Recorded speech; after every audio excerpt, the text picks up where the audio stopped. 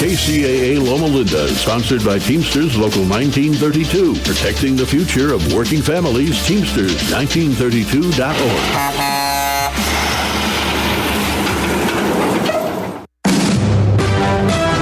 NBC News Radio, I'm Lisa Taylor. President Trump's Peace and Prosperity Tour in the Middle East is making a stop in Qatar. Today, the president announced new deals between Qatar and Boeing and the Department of Defense. Boeing will be selling billions of dollars worth of planes to the country, and the DoD will be selling top-tier drones. Trump also pledged his commitment for peace in the Middle East. There are over 1 million illegal immigrants living in the country despite having final orders of deportation. Acting ICE Director Todd Lyons says they are prioritizing the worst of the worst. However, during our investigations, when we are out in the communities, should we encounter someone that has a final order, ICE is going to uphold their sworn duty. Earlier this week, the feds in Texas said they deported more than 500 people and arrested more than 400 suspected illegal immigrants as part of a week-long operation in the Houston area. 2, they say, had homicide convictions, and 1 was convicted of sexual exploitation of a minor. Lisa Taylor, NBC News Radio. Not sure how much you know about Progressive Insurance. You may know us for insuring your home and auto. You may know a couple of our commercials. But what you may not know is that since 2013, Progressive has been honoring veterans with vehicle donations through the annual Keys to Progress Veteran Vehicle Giveaway Program, giving back to those who gave so much. Now, you probably didn't wake up today saying, I really wish I knew more about Progressive Insurance, but this seemed like the type of thing people wouldn't mind hearing about. Find out more about how we're dedicated to our customers and communities at Progressive.com. Progressive Casualty Insurance Company and Affiliates. One of the best ways to build a healthier local economy is by shopping locally. Teamster Advantage is a shop local program started by Teamster Local 1932 that has brought together hundreds of locally owned businesses to provide discounts for residents who make shopping locally their priority. Everything from restaurants like Corky's to fun times at SB Raceway and much, much more. If you're not currently a Teamster and you want access to these local business discounts, contact Jennifer at 909-889-8377, extension 224. Give her a call. That number again is 909-889-8377, extension 224. Taheebo Tea Club's original Pure Pau d'Arco Super Tea comes from the only tree in the world that fungus does not grow on. As a result, it naturally has antifungal, anti-infection, antiviral, antibacterial, anti-inflammation, and anti-parasite properties. So the tea is great for healthy people because it helps build the immune system, and it can truly be miraculous for someone fighting a potentially life-threatening disease due to an infection, diabetes, or cancer. The tea is also organic and naturally caffeine-free. A 1-pound package of tea is $49.95, which includes shipping. To order, please visit TaheeboTeaClub.com. Taheebo is spelled T like Tom, A-H-E-E-B like boy, O, then continue with the word tea and then the word club. The complete website is TaheeboTeaClub.com or call us at 818-610-8088, Monday through Saturday, 9 a.m. to 5 p.m. California time. That's 818-610-8088, TaheeboTeaClub.com. I always hear from our clients who hired another firm that they wish they'd hired DNA Financial first. Don't have regrets about your IRS tax case. Just hire the best in the first place. One owed $150,000 to the IRS and had spent thousands on another firm. We stopped the levies, negotiated a payment plan, and had their penalties forgiven. And while every case is different, we guarantee that we'll find your perfect resolution and get it done right. For a free consultation, call us at 866-201-0156. That's 866-201-0156. Then you can say, DNA did right by me. Meet Barkley. When Barkley smells gas, he leaves fast. When Barkley hears hissing coming from a gas appliance, he leaves fast. When Barkley sees dirt or water shooting from the ground, he leaves fast. Barkley then calls 911 and Southwest Gas from a safe location. Did that dog just grab a phone and dial 911? Gas lines can be buried anywhere, so remember to call 911 and Southwest Gas. Welcome to the Worker Power Hour with Randy Corrigan, a brand new show about labor and worker issues.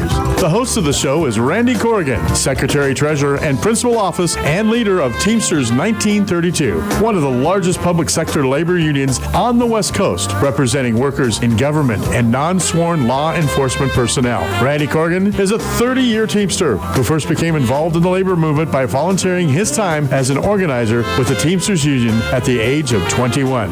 Since then, he's helped thousands organize, mobilize, and achieve bargaining rights. He accomplished this by spending countless hours with brave men and women all over Southern California, in their living rooms, on the picket line, to bring workers towards victory. This is the Worker Power Hour. And now here's the host of the show, Randy Corrigan.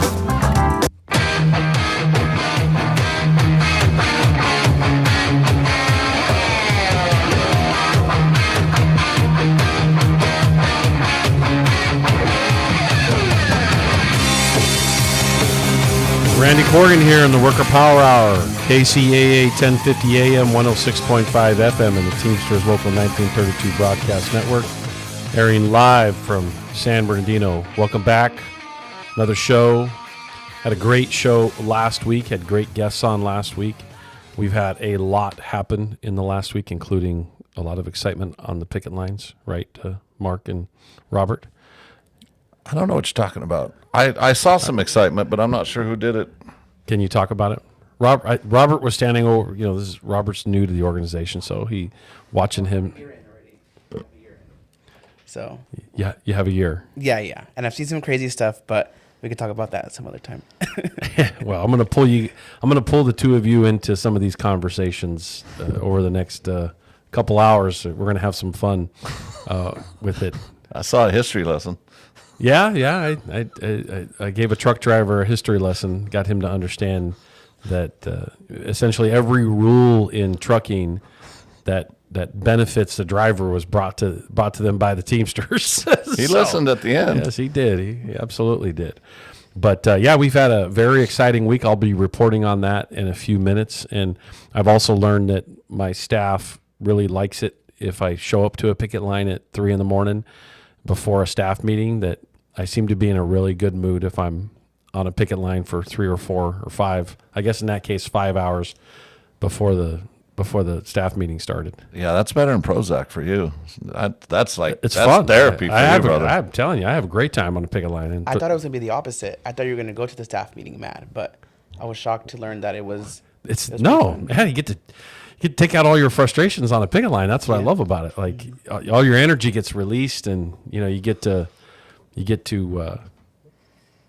educate people on the process. You get to explain to police officers that show up and try to violate your civil rights how they could leave. It's a civil matter. Right. I basically explained to them. I mean, I used more colorful words. We're on live radio here, so I can't use those words. But after we educated them on what to do, I told them you can leave now, and they did.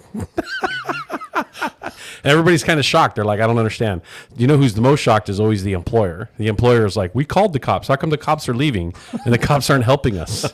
Wait a minute. That's not what's supposed to happen. Right. Like, well, it's because there's the law. And if you know the law while you're on the picket line and you know exactly how to utilize it, you're not going to allow your rights to be violated. And that is exactly what we've been doing. It's fun. And as an inside joke, there's still a 15-minute ordinance that they're still looking for it. They're still trying to find that 15-minute ordinance that we got away with for a bit. It's a different jurisdiction.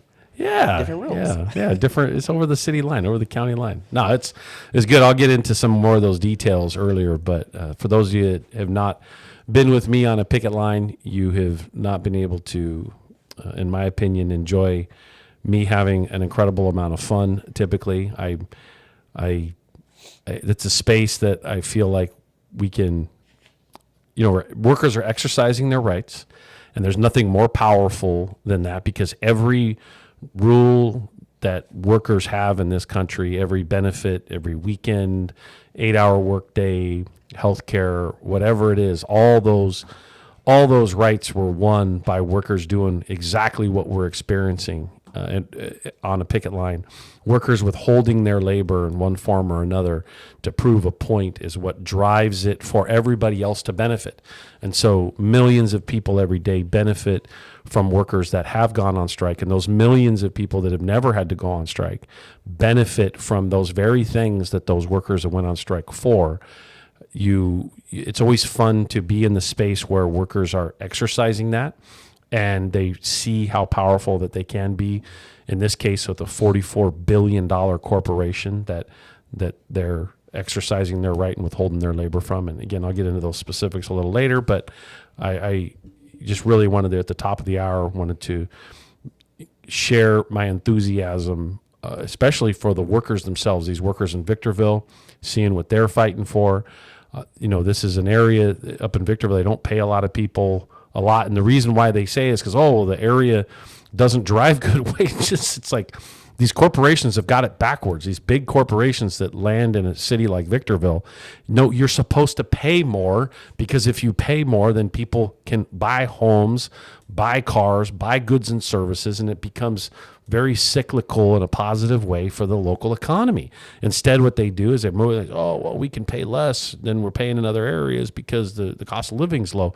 Well, the cost of living's low because you're driving down the cost of living by not paying enough. And it's the cart before the horse sort of scenario. And so I'm just really proud of these workers at Keurig Dr. Pepper, which is the old 7-Up. And just proud of what they're doing. It's awesome to see them sticking together. And then their picket lines have been extended to the city of Vernon, to city of Riverside, to the city of Palm Springs, to the city of San Fernando, and the city of Ventura, and the city of Orange. And all of those workers at all those facilities that those picket lines were extended to have walked off the job as well.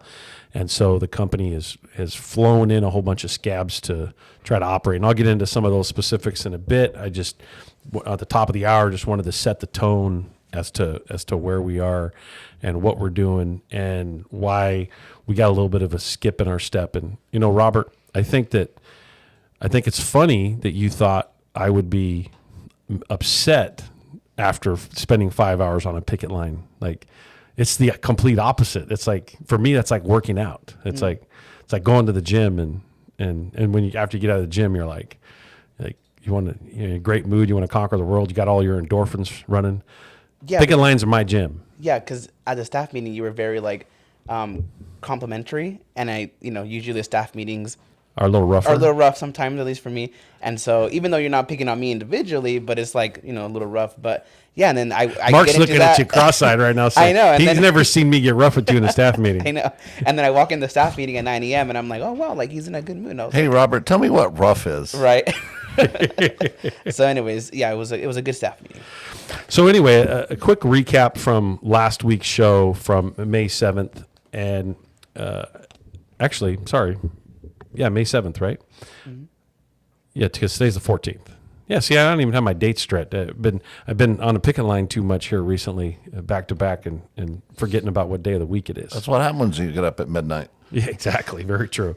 So we had James Martinez on, and we've got this new little segment of the show where he's volunteering to do James Bites Back, where he gets to go to our TA partners and sample the food and maybe sample some of the services they provide. And he did a really good job last week of talking about the donuts that he got from Donut Town and Dough. And then he went to, what was that Mexican food place up in Victorville? Los Pollos Brothers? Yeah, Los Pollos Brothers. And he did a really good job of describing the food and describing what he liked. And I was surprised that he wasn't comatose after how much he ate literally in the one day. Yeah. Diabetic? Yeah. It's just, man, more power to him. And I think we're on to something. This is going to be fun. He's enjoying it, and he's looking forward to next month. He's looking forward to the next show. We're going to do it probably once a month, and he's going to review a few places that he went. And so we also were joined by Ryan Ward. He was a public defender investigator from San Bernardino County and also a very proud Teamster. Man, he did a really good job of talking about what that role is. And, people, sometimes they forget, they think Teamsters are just truck drivers. And, really, actually, truck drivers is one of the smallest units we represent. We actually represent lots of professionals throughout the United States.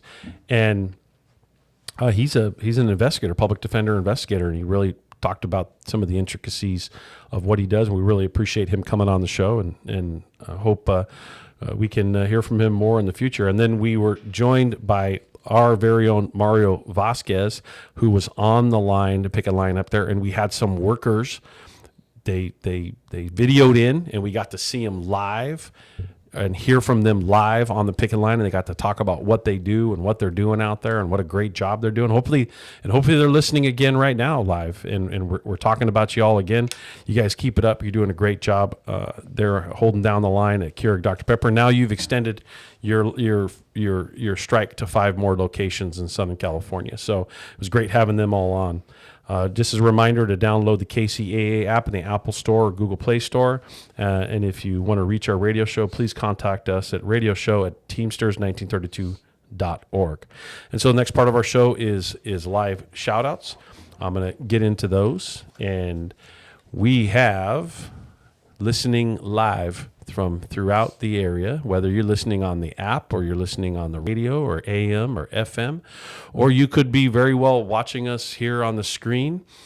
Many of you tell me that you actually, watch the show live on, I think it's Rumble or Kick or a few of them, and you can actually see, you can video in and watch what we're doing in here, make sure we're not doing anything inappropriate. That would be allegedly on the picket line. Anyway. So we have Andrew Marquez from West Valley Detention Center Medical. We have Ryan Ward. He is listening in live. We had him on. Thanks for coming on the show last week. We had Kat Cato from Public Health. Good to see that you were up on the line actually a couple days ago, by the way. Thanks for getting out there, Kat. Also, Warren Pennington from Desert Water Agency. Ruben Gallardo from Redlands Wastewater. Ron Garcia from Sunline Transit. We also have Christine Montoya from the city of Hesperia.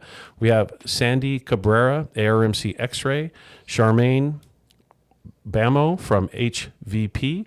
We also have Charmaine Cole from Register of Voters. We have Lisa Vasquez from ARMC. We have Anita Ruiz from ARMC. Vanessa Batter from ARMC.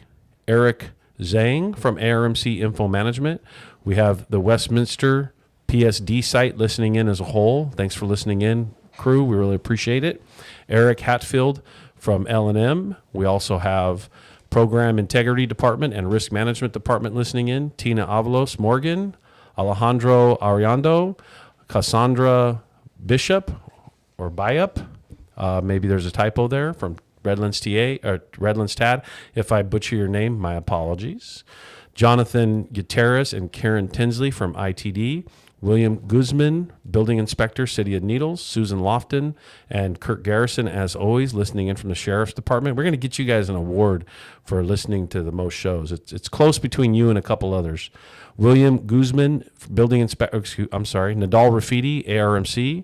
Brandy Nichols from ARMC, HIM Department.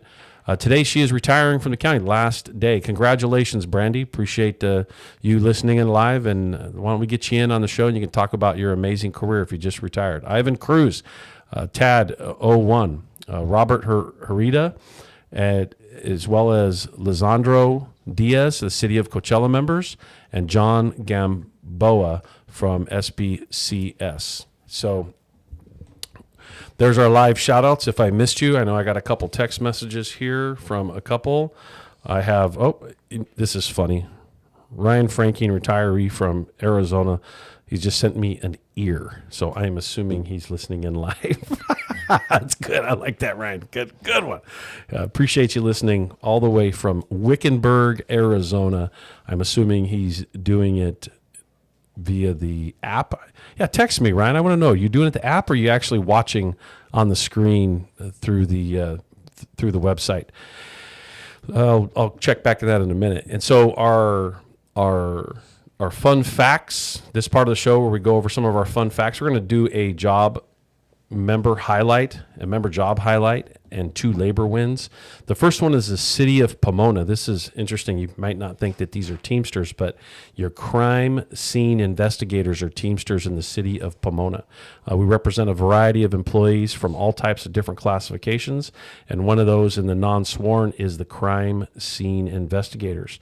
The crime scene investigators at the city of Pomona are responsible for crime scene documentation, evidence collection, like fingerprints, blood, weapons, trace materials, processing evidence, and much more. This is, as a matter of fact, someone on our staff used to do this job, Sherry, for many years, and I think she's a trainer in this. She's an educator in this space and trains dozens and dozens of people every single year on how to do the job. And very, very difficult job. Think about how hard it would be to going into a crime scene and having to kind of piece everything together and essentially try to remake what's going on. It's got to be challenging mentally as well as emotionally, and grueling. Imagine a tough scene where you got to be there 12, 16, 18, 20 hours. I've heard sometimes them being there, as many as, like 24 hours straight, having to, until you've collected everything and done everything. So we really appreciate the work that you do there in the city of Pomona and the crime scene investigators. We also represent some of those individuals in some other cities. We'll cover them at a later date. Our labor wins. The University of Oregon Student Workers Union and University of Oregon, they reach a tentative agreement. After a strike that lasted more than a week, the University of Oregon Student Workers Union and the university itself have announced that they have come to a tentative agreement on a labor contract. Student workers at the University of Oregon walked off the job the morning of April 28th after 11 months of failed negotiations with the university. It's good to see that they got a deal. They got it done. Union groups, the next item is union groups needed 140,000 Utahns. That's how he call it, Utahns, people of Utah. Yeah, Utahns, like Californians, but Utahns. Like that's tough. That's like tough to say, Utahns. Like you feel Utahns. I wonder if they call themselves Utahns. Is that a new utensil? Yeah. Utahns. Let's just call it the people from Utah to support a referendum in case this doesn't exist. Maybe they don't call themselves Utahns. They got more than 250,000 signatures. Labor groups. As a matter of fact, we're going to have someone on the other side of the show at the 3:00 hour that was part of making sure that this happened. And labor groups had 30 days to get 140,000 signatures to put a referendum on the ballot asking Utah voters if they want to repeal a new law barring public employee unions from negotiating contracts with their government employers. They ended up with over 250,000 valid signatures, making it the most successful signature gathering effort in the state, in their history of the state. According to the Lieutenant Governor's office, racking up more than 100,000 more names than the previous record set in 2018. And ironically, that was set because of medical marijuana. And so labor has beat medical marijuana as far as an initiative is concerned. That makes me proud if we can always beat out pot, marijuana, cannabis, whatever we want to call it.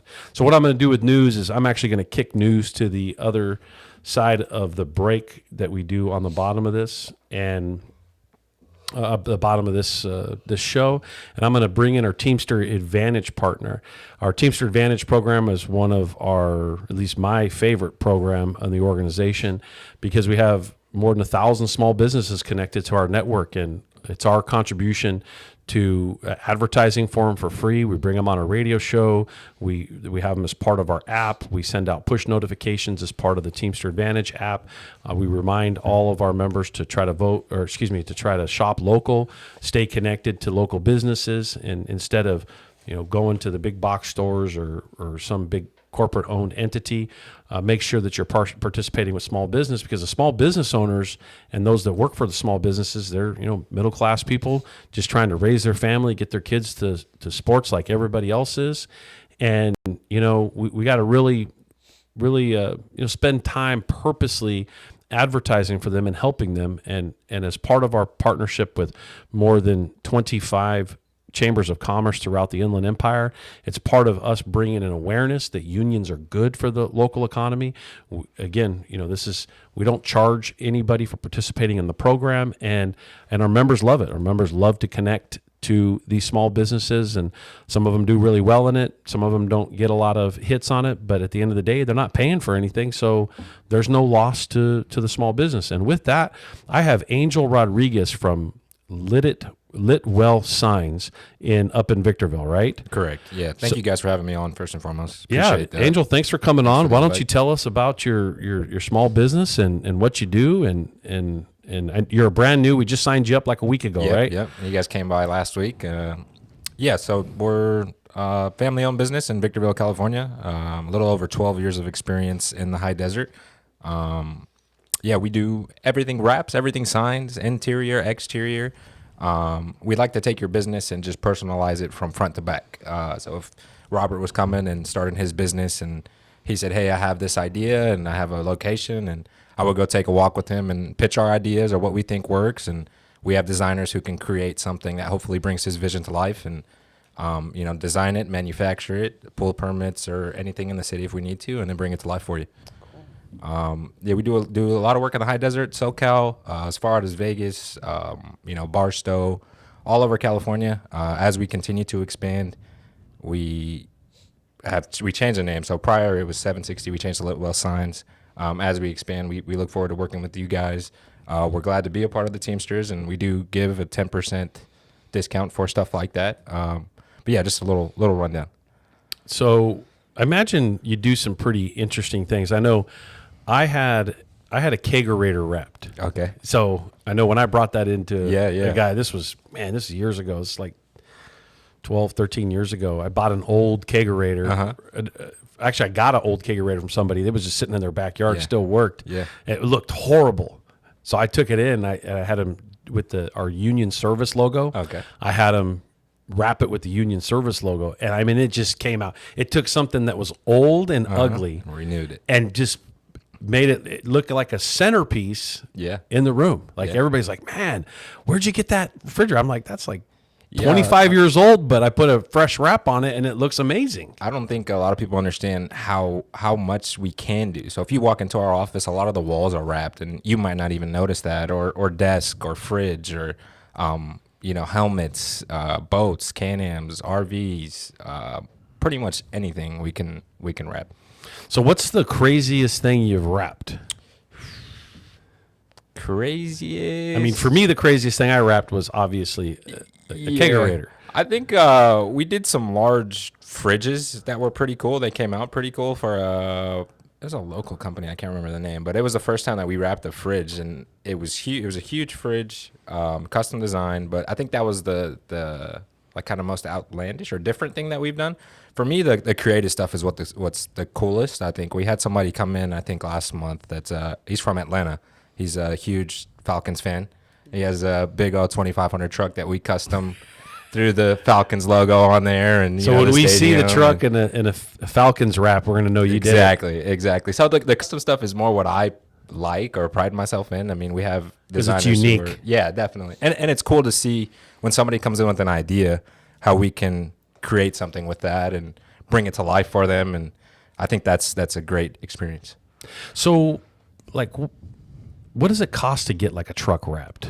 Just like an average here. Yeah, so full wraps kind of range anywhere from $2,000 to $4,000. Again, it depends on the condition of the vehicle currently, the make, what material we use to wrap, what kind of protection you want to have. There's kind of variables that go into it, but in terms for a full wrap, you're looking anywhere from $2,000 to $4,000 on your average vehicle. Bigger vehicles could be a little bit more, smaller vehicles a little bit less. Does what the graphics look like matter in the price? Is it going to increase, or is it really not matter? Not too much. Again, we enjoy doing those things, so I kind of prefer that you just have a name and you kind of just give us the creative. Oh, and you roll with it. Yeah, and then we can just show you something. You say, hey, I like that, but I want to throw this in there or that in there, and then once we come to something that we both agree on, we'll bring it to life for you. Any funny stories you got? Anything kind of crazy funny? Yeah, I think on some of the like installs and stuff can get a little crazy out there with the wind. I think we just did some work for Sunland Ford up there.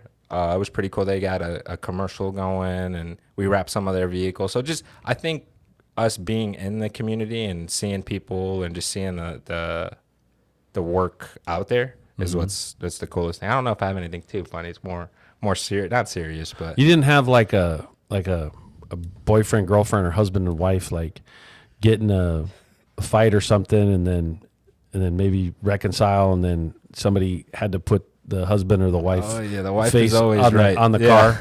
You know what I mean? Like, this is my wife, or this is my husband. Definitely. I don't know. We see a lot of the pinks. So a lot of the women are coming in for pinks, and you could just always see the men's faces are a little worried because they might have to drive that car or something. But it's always funny to see the pink dynamics. wrap by itself. Yeah, then straight like up the pink. bright pinks or fluorescent pinks. There's so many different options, but you can always see in the men's faces is like, oh, all right, we have to do it. But then the men do some cool things as well, like the Falcons one or just other. Yeah, I'm sure the cool girlfriend things or the that we wife can do. doesn't want to drive around a big old Falcons truck, Yeah, right? no, yeah, definitely. Yeah. But the creativity is what's cool. We do a lot of work for Victor Valley Community College up there. We just wrap some of their semis, so they're 20, 25 feet semis that we get to wrap. So seeing those out on the road or parked and displayed is pretty cool to see as well. How long does a wrap work, or how long does it survive? Obviously in Victorville, you're in the sun for 5 months out of the year. That's blazing. Yeah, so that's it depends on how well you take care of it, what material we're using. Generically, they say 3 to 5 years. If you're gonna park it in the garage, you can get a little more out of that. You can do a ceramic coat to the wrap, which helps extend the life of the wrap. But 3 to 5 years is typically what they say. Okay, well, and I love this 10%. I mean, imagine you do something that big of a price tag. That's a big pop for it. Yeah, our main thing is a great is discount. What I want to do is build a relationship with you. So again, this might be your first business. It might be your first go around. I care more about building that relationship so that when your second, third, fourth business open, we're the guys that you come to. Yeah, this guy's thinking ahead. Anything else you want to cover before we take a quick break and go to our next part of the show? This is where you get to just talk. check us out. Have you been telling everybody you're going to be on the radio? Yeah, I've been telling everybody we're going to be on to tune in and check it out. Again, I appreciate you guys coming by. If you guys want to check us out on Instagram, it's at Litwell Signs, LITWELLSIGNS. You can see some of our work on there. And then if you guys have any questions or anything, obviously feel free to reach out. And we'd love to work with you. Well, I'm sure you've driven around. You drove around the building, and you see we love our logo, right? Yeah, because we got a logo everywhere. Yeah. So any ideas, not necessarily right now, but any ideas you can come up with, we have a bunch of billboards in the area, electronic billboards. Yeah. We obviously have the radio show. We're all about getting our brand out. So if there's things you can think of to help us along that we could utilize you for, we're definitely. We're in, so feel free to get creative. Definitely. That logo you have right behind you, the Worker Power logo, we're really pounding that, and we see a lot of people are really enjoying that.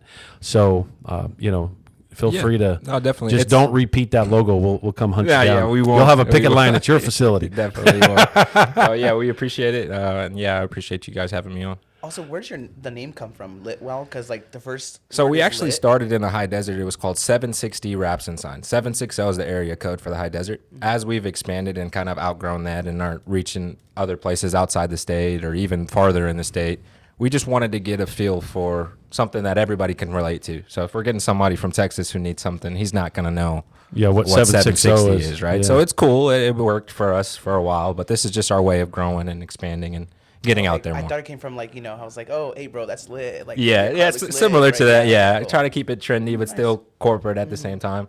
The slogan is illuminating signs, one idea at a time. Yeah. So cool. There you go. Cool.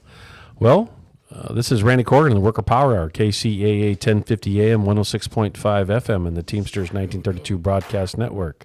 Live from San Bernardino. Let's take a quick break. We'll catch you on the other side.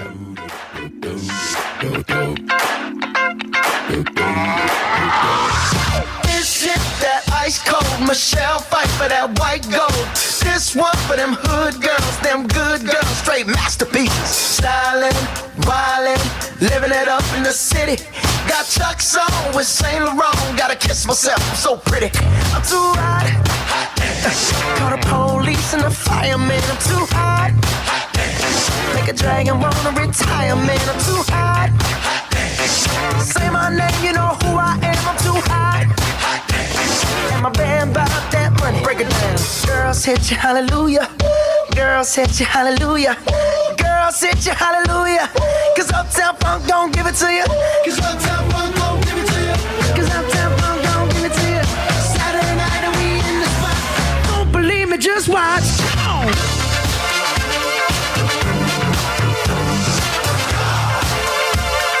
Don't believe me, just watch.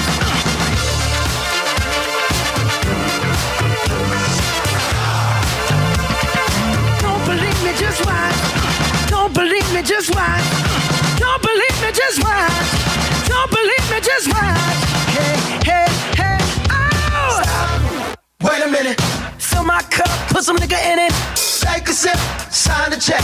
Julio, get the stretch. Right to Harlem, Hollywood, Jackson, Mississippi. If we show up, we gon' show out. Smoother than a fresh drop skipping. I'm too hot. Call the police and the fireman. I'm too hot.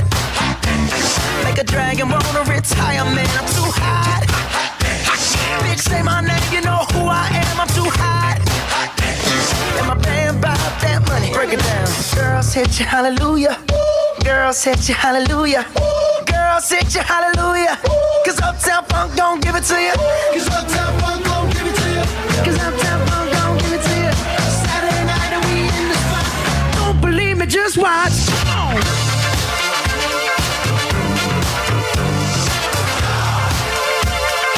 Don't believe me, just watch.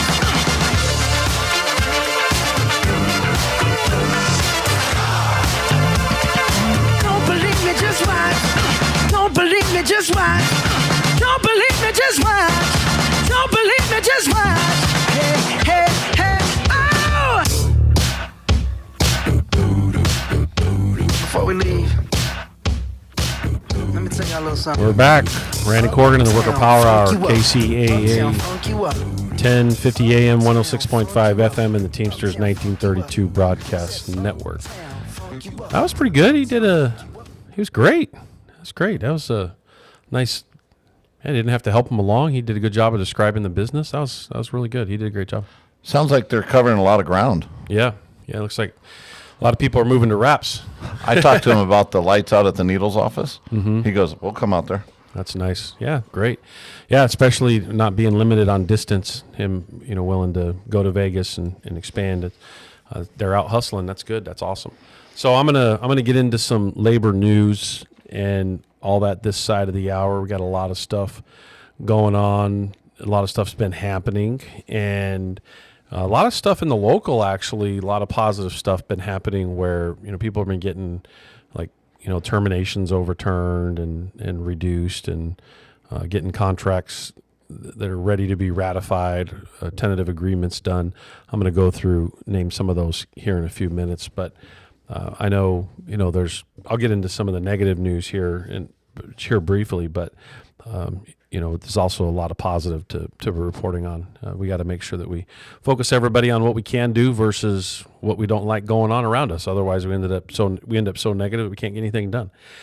In California, it looks like the Democrats are seeking to really seeking the California governor's race, and I guess the way this headline is labeled is "Kiss Labor's Ring."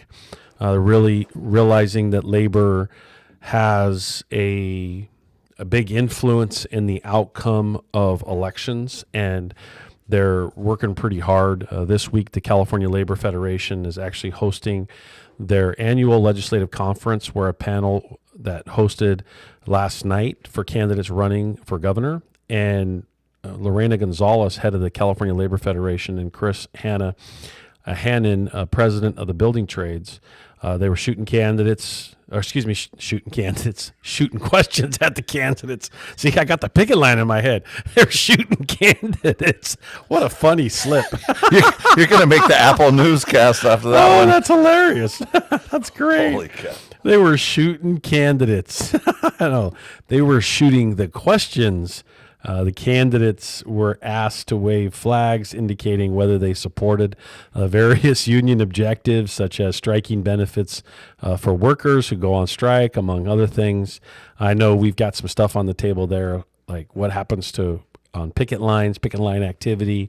Lorena has been a huge advocate for us in some of this space that we've been running into, where some of the law enforcement agencies are pushing back, and we believe that legislators and the governor can move some things along to help striking workers, not just for pay, but also their protected concerted activities. And during the panel, Lorena Gonzalez not only shot the candidates, but also said, think about the question before you answer, because you know I'll hold you to account.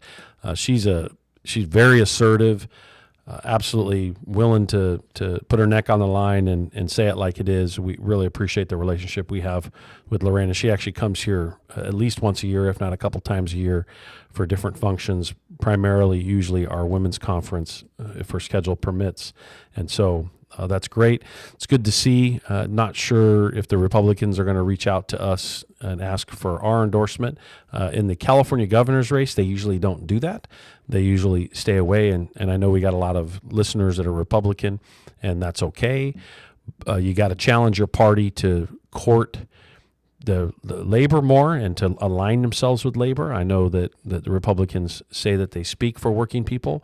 However, a lot of the policies that typically happen, the Republicans are behind a lot of the negative policies. So I'm hopeful, always hopeful that my former party, which is the Republican Party, could be better at supporting labor. And I think that internally we could challenge them, and I challenge all of you to do that very thing.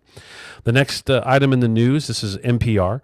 Some would want to eliminate NPR, which I think is crazy. News is slighted enough to corporate America. We need more public radio, and we need more neutral radio. Ever since the media doctrine was eliminated, and for those of you that haven't looked that up yet, you need to look that up, because it used to be news and the media had to be fair and balanced. There was a requirement. That requirement was eliminated, and that's why you have the problem you do now with media. It is way too sided one way or the other, and it's now entertainment. It's not really news anymore, and we need more organizations like NPR, PBS, public broadcasting, and really neutral news to tell it like it is, versus it always having some sort of slant or spin. And so NPR has reported that federal employee unions are fight for survival as Trump tries to eviscerate them. Trump has argued that having to negotiate with unions over workplace matters impedes his ability to manage the government as he sees fit. I find this quote absolutely hilarious. That's kind of the point of a union contract, is to prevent the person in charge from running it as you see fit. I get that you think that you know what's best for the government. I'm not as trusting of somebody who's bankrupted multiple organizations multiple times over their career. So I think it's really imperative that workers have a union contract to help protect them from the whims of a powerful individual or somebody who is in control. And so the New York University Law Review article by Nicholas Handler, who's an associate professor of law at Texas A&M School of Law, argues that collective bargaining serves as a check on presidential power. And I think it's really important to recognize that, because even in big corporations and big companies that want that there's a lot of them that don't oppose unionization, because they realize that there needs to be a union contract in place to hold a balance for supervision or managers or those that are in charge. And this is a great example of that there has to be a check on that power, and that those binding agreements that are negotiated, over personnel matters, those things regarding your performance and working conditions or grievance procedures, the quote of to restrain and reshape the presidential power to manage the federal bureaucracy, that's exactly the point. You can't allow an individual person to just whimsically say, well, I don't like certain people, I don't like certain situations, and I don't like stuff, and just wipe out, let's say, policy working conditions, or how reviews are handled, or how someone's performance or hiring practices, whatever it may be. There's thousands and thousands of issues that go into collective bargaining. And so coming from a candidate that when he was a candidate said he was for the working people, if you're for the working people, you will not oppose union contracts. And some will say, oh, well, the government is full of waste. Well, the president or any other institution can sit down and say, we're going to reduce the workforce by certain percentage, and we're going to sit down with the unions and we're going to negotiate the impact of how that happens. So you're not just going to say, pick arbitrarily how you want to do it. The reality is the point of having a union contract is to prevent the abuse of that power specifically. And civil servants didn't always have this leverage. As a matter of fact, the first half of the 20th century, labor unions, there was only the private sector they were allowed to represent. The public sector was left out, and it wasn't until the 60s that public employees gained the right to bargain. And now, it's supposed to have good benefits, and we can see over the last few decades that retirement plans and benefits and pay in the public sector has eroded as a result of it. I'm not saying for everybody, but I know that we represent 15,000, actually we represent 16,000 public sector workers in the Inland Empire here at the local union. And I can't imagine what these employers would do if there was no collective bargaining for them. Imagine if the cities and the county and everybody could just do whatever they wanted. There'd be no check on them. That's not, that's not going to bode well for them. The best example I could give is police officers. In the 1950s, 60s, matter of fact, there's a lot of corruption. They were on the take, and they didn't get paid well. And that's what you get when the money is not there or being spent in a way that's going to take care of those that are taking care of the community. So it's really important for us to pay attention to these things and make sure that balance is there, and we remind everybody that we are not just going to roll over here. Just as a great reminder, air traffic controllers in the 80s were fired en masse, and that was Reagan, who was endorsed by a lot of unions at the time. And, he now it's funny to see all these challenges. You see TSA losing their collective bargaining rights. So it's interesting to see these things come back full circle. Again, I guess now 35, 40 years later, we just got to pay attention. The one thing we have to do is just make sure that we protect our collective bargaining rights and others. Don't just sit on the sidelines while someone else is being swiped away, while someone else's rights are being kicked to the curb, and say, well, it doesn't affect me now, so I'm not going to say anything. Well, any of that attitude won't bode well in the long for us. And quite frankly, when you see hundreds of thousands of workers losing their rights, arguably millions, at some point it's going to come and it's going to land on your doorstep too. And so Colorado, and the next thing in the news, Colorado has they got this weird right to work law in the state, and their so-called blue status is kind of tarnished a bit by this prominent red mark, and they've always had this kind of pseudo right to work element where even after somebody had won a union election or won election, they also had to have another vote afterwards to have union security in it. So there was like always two votes, and that's kind of ridiculous.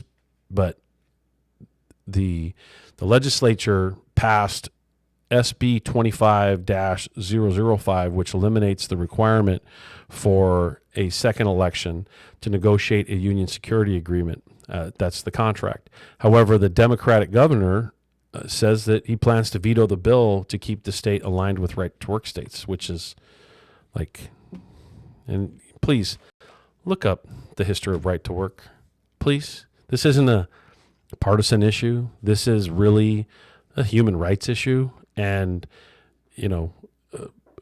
right to work laws clearly identify and recognize that they support corporate America. And, I think corporate America is doing plenty fine. They're in control of our country right now. And they're making money. They're deciding to do what they want on a large scale. In a lot of ways, it hurts the little guy. So, with that, let me move on to IBT News. Teamsters call on Texas lawmakers to support driverless vehicle bill. The Teamsters are calling on Texas lawmakers to pass House Bill 4402, which is HB 4402, critical legislation requiring trained human operators in autonomous vehicles. Following its passage out of the Texas House Committee on Transportation, and from what I understand, this is bipartisan. The push for AV regulation comes as the tech company Aurora begins operating fully driverless vehicles on Texas roads, despite serious concerns about safety and accountability. The company announced plans to remove safety drivers from its trucks starting this month. Let me know how that works out for you when you run over a family. It's bound to happen. It's going to happen. We know it's going to happen. I don't know why people are falling victim to this, thinking it's okay to have a big rig or any vehicle operate without a human operator. Fine, you want the vehicle to run itself, but you should always have a human inside of it to be able to take the controls to deal with the things that a computer can't deal with. If we're going to acquiesce ourselves that humans do not need to do that basic function anymore, boy, we're in trouble, everybody. So the next thing I want to report on is the Teamsters at Albertsons vote to overwhelmingly authorize a strike in Texas. Over 90 drivers at Albertsons, represented by Local 745, have voted by more than 97% to authorize a strike in response to the company's repeated refusal to offer a fair contract. Instead, Albertsons management is pushing to include contract language that would allow the use of unsafe, unregulated autonomous trucks. Imagine that. See, you allow this to happen, and then all of a sudden, we don't have any truck drivers. So you may say, oh, we don't need any. Okay. Maybe they're going to create an autonomous version of your job someday, and you won't have it anymore. I guess some people are just okay with that. I'm not, and I think that the vast majority of the people are not. So let's get our heads on straight and make sure that we support these workers. And it looks like they're probably going to have to go on strike. So we support the efforts of Teamsters Local 745. And my favorite discussion of the hour, which is the Teamsters strike at Keurig Dr. Pepper, which is happening as we speak. The picket line is going on right now in Victorville, Riverside, Palm Springs, as well as Vernon, San Fernando, Orange, and Ventura. Members of Local 896 at Keurig Dr. Pepper in Victorville have been forced to go on strike over unfair labor practices with over 150 workers fighting for better wages, stronger pension, and to recoup an unpaid arbitration award. Let me tell you how petty this company is being on the arbitration award. So they arbitrated a case regarding attendance, and there's a collective bargaining agreement. In the collective bargaining agreement, you agree to arbitration. And both sides always know that whenever the arbitrator rules, you agree to. And the company lost the arbitration, union prevailed, and it led to a few $1,000s for most workers in back pay that they were going to have to be paid as a result of that outcome. And that outcome came in like November or December, and the employer has decided, no, we're not going to pay it. We're going to appeal it. So you may, normally when you hear, oh, you got the right to appeal things, I'm going to tell you, in my job, in the 30 years I've done this job, I have only heard of an appeal happening less than 5 times in my entire career of an arbitration award. It usually only happens if like the arbitrator really, really stumbles or does something kind of pretty crazy or bad, or you could tell maybe they're out of their mind or something while they were processing it. But it's about as rare as it happens, because the contract mechanism is the arbitration award is final and binding. So you have to prove some sort of level of incompetence or something very extreme. And so for KDP, Keurig Dr. Pepper, to not pay this situation tells you that this $44 billion company is just out of control. And, they were ordered to pay hundreds of thousands of dollars last year, and that it unlawfully attempted to end the sick time policy. And, it's time for them to pay up, and that's part of this overall dispute. So it's not just what's going on regarding the renewal of a contract. It's also the company upholding their end of the bargain. And so that takes us to the 1932 members who are honoring this picket line and this labor dispute that is now extended from Victorville down to, let's just talk about Riverside for a few minutes, because that's where all of us that are sitting in the studio right now has been spending most of our time. And, for those of you listening, I'd encourage you to get out there. I think it's really important. Get out there, walk the line, talk to the workers that are experiencing this. Sometimes there's a lot of people on the line, sometimes there's not. Making sure that everybody's engaged in this process is really an important part of labor, and it's an important part for you to recognize, especially if you've never had to go on strike. The best way to experience a strike is not when you go on strike the first time. It's actually to go help someone else first. So get out there and help your fellow worker in the area in this space. I think it's really important for us to always occupy this space. And it's just a reminder, we also can have a lot of fun out there. Isn't that right, Robert, Mark? What do you guys got to say about that? You want to go first, Mark? Oh, yeah. You smile a lot at 3 o'clock in the morning when you're on a strike line. Oh, yeah, because I know I'm going to make a company miserable. I didn't even have caffeine yet, and what you were doing woke me up. Yeah. Well, one of the funniest things I forgot, somebody had to remind me of, I think it was Carlos that reminded me of it, when I was reading somebody the Riot Act. I forget who it was. I think it was the cops. Whoever I was reading the Riot Act. And for those of you that don't know, I got a very loud voice. Huh? And there's donkeys, wild donkeys in there. Oh, yeah, that was funny. Was that hilarious?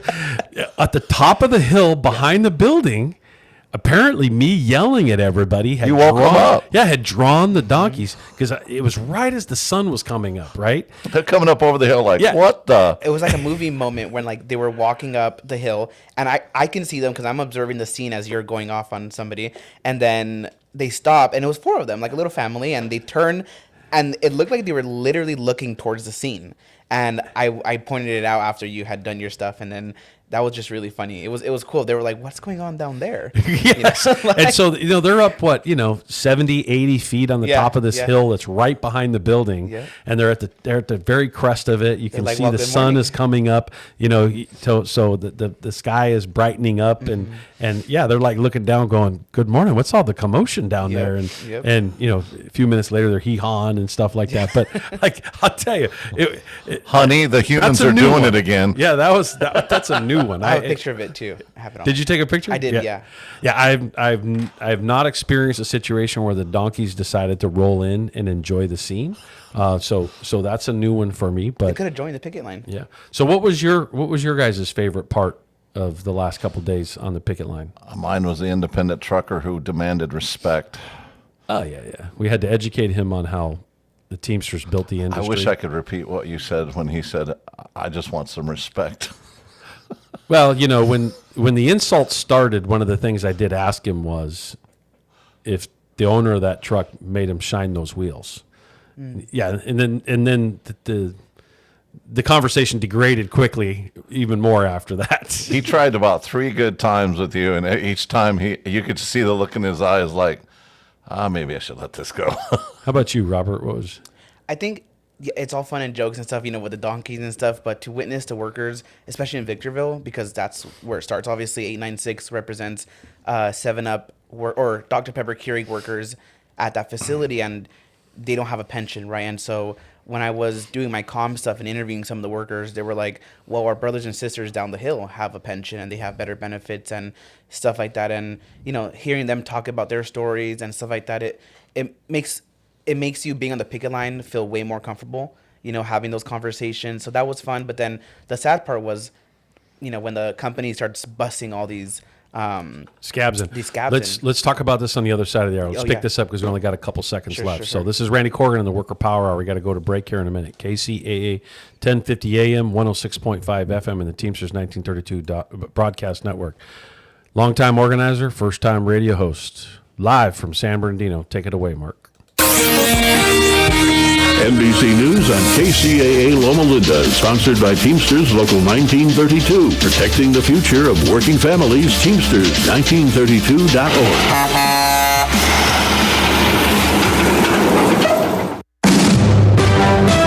NBC News Radio, I'm Lisa Taylor. President Trump's Peace and Prosperity Tour in the Middle East is making a stop in Qatar. Today, the president announced new deals between Qatar and Boeing and the Department of Defense. Boeing will be selling billions of dollars worth of planes to the country, and the DoD will be selling top-tier drones. Trump also pledged his commitment for peace in the Middle East. There are over 1 million illegal immigrants living in the country despite having final orders of deportation. Acting ICE Director Todd Lyon says they are prioritizing the worst of the worst. However, during our investigations and when we are out in the communities, should we encounter someone that has a final order, ICE is going to uphold their sworn duty. Earlier this week, the feds in Texas said they deported more than 500 people and arrested more than 400 suspected illegal immigrants as part of a week-long operation in the Houston area. 2, they say, had homicide convictions, and 1 was convicted of sexual exploitation of a minor. Lisa Taylor, NBC News Radio. Are you looking for a good union job? The Inland Empire's 14,000 member strong Teamsters Local 1932 has opened a training center to get working people trained and placed in open positions in public service clerical work and in jobs in the logistics industry. This is a new opportunity to advance your career and raise standards across the region. Visit 1932trainingcenter.org to enroll today. That's 1932trainingcenter.org. Did you know that 55% of working Americans would choose a lower paying job to work under a leader who inspires their brilliance? In today's fast-paced world, resilience isn't just a trait, it's a superpower. If you're feeling overwhelmed by life's pace with hurry and worry, struggling to find a way, discover the secrets with Simon T. Bailey's bestseller, Resilience at Work, How to Coach Yourself into a Thriving Future. Get your copy today on Amazon and unlock your full potential. This segment sponsored by our radio listening post in Yucaipa. Yucaipa Farm Fresh Produce, where you can get healthy in the heart of Yucaipa. You'll find locally sourced fresh fruit, vegetables, farm eggs, honey, fresh bread, nuts, and for your sweet tooth, delicious ice cream and locally produced candy from licorice to chocolates, all to your heart's content. It's Yucaipa Farm Fresh Produce, just down the street from Toscano's Pizza, between 13th and 14th on Yucaipa Boulevard. Open every day, weekdays from 8 a.m. to 6 p.m. and on weekends to 5 p.m. For more info, you can call 909-790-6106. That's 909-790-6106. Shop local with Yucaipa Farm Fresh Produce. Tell them you heard it on this radio station and saw it on the DNA advertising screen inside the store. It's Yucaipa Farm Fresh Produce.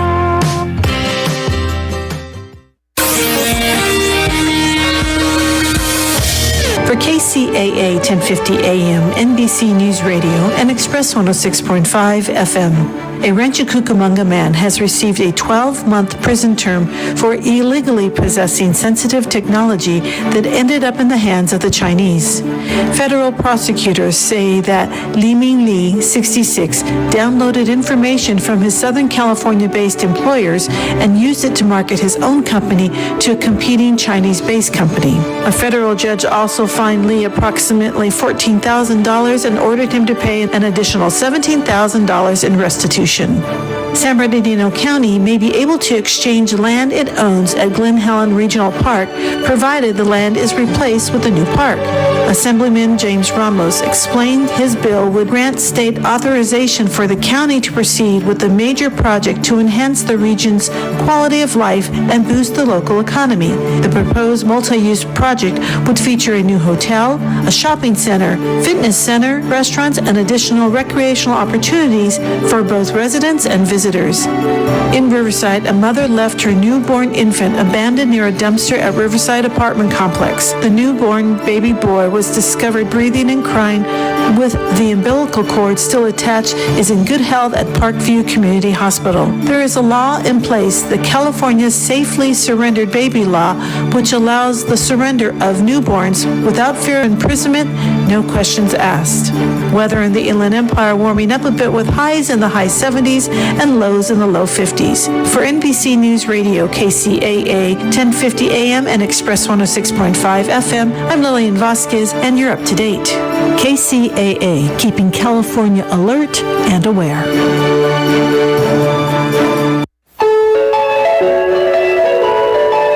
This important time-sensitive message is brought to you by this station's generous sponsor, George Litchfield Associates, who has important Medicare information for all current and future Medicare recipients about some big changes happening. Medicare Clarified. Medicare is a nonprofit consumer service organization. It's more important than ever to review your Medicare plan for 2025 from October 15th through December 7th. To find out if you're in the right plan for you, people are calling 951-769-0005. 951-769-0005. A popular and local Medicare plan is improving. Others are raising copays and adding deductibles. Biggest changes in the Medicare drug program in 15 years. We thank George Litchfield and Litchfield Insurance for their generous support of this radio station. Welcome to the Worker Power Hour with Randy Corrigan, a brand new show about labor and worker issues. The host of the show is Randy Corrigan, Secretary, Treasurer, and Principal Office and leader of Teamsters 1932, one of the largest public sector labor unions on the West Coast, representing workers in government and non-sworn law enforcement personnel. Randy Corrigan is a 30-year Teamster who first became involved in the labor movement by volunteering his time as an organizer with the Teamsters Union at the age of 21. Since then, he's helped thousands organize, mobilize, and achieve bargaining rights. He accomplished this by spending countless hours with brave men and women all over Southern California, in their living rooms, on the picket line, to bring workers towards victory. This is the Worker Power Hour. And now here's the host of the show, Randy Corrigan.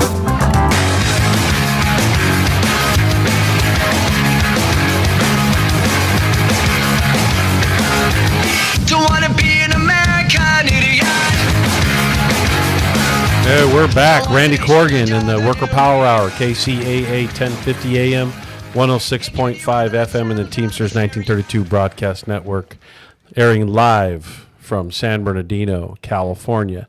We're joined here in a few minutes by Angela Romero.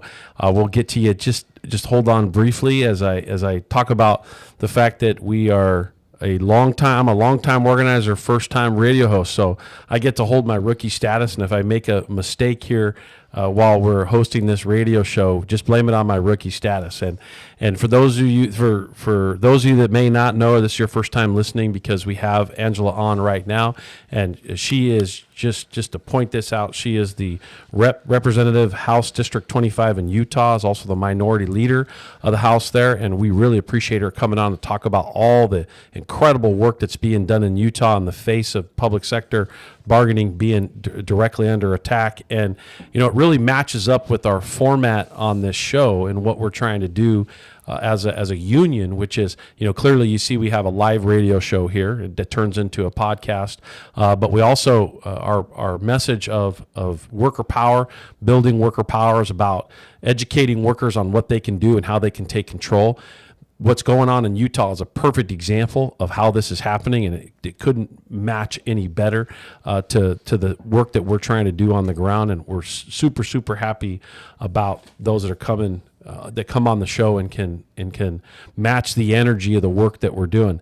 At Teamsters Local 1932 here in Southern California, we obviously represent a very large population of public employees. We've been watching what's going on in Utah very closely. We're obviously alarmed by any attack that would happen to public employees anywhere in the country, and to specifically see how fast you in Utah dealt with this is just incredible. And so with that, what I'd like to do is give you a couple minutes, Angela, for you to introduce yourself, and we really appreciate you coming on the show. I'll talk about our great organization a little bit later, and then also what we can do, because we have a big bus, a beautiful bus that we can get 50 people on. We'd love. I've definitely got 50 volunteers that already want to get on it, get up to Utah, and help you get out the vote when the time is right. We have a very engaged membership and are looking to help out. So with that, Angela Romero.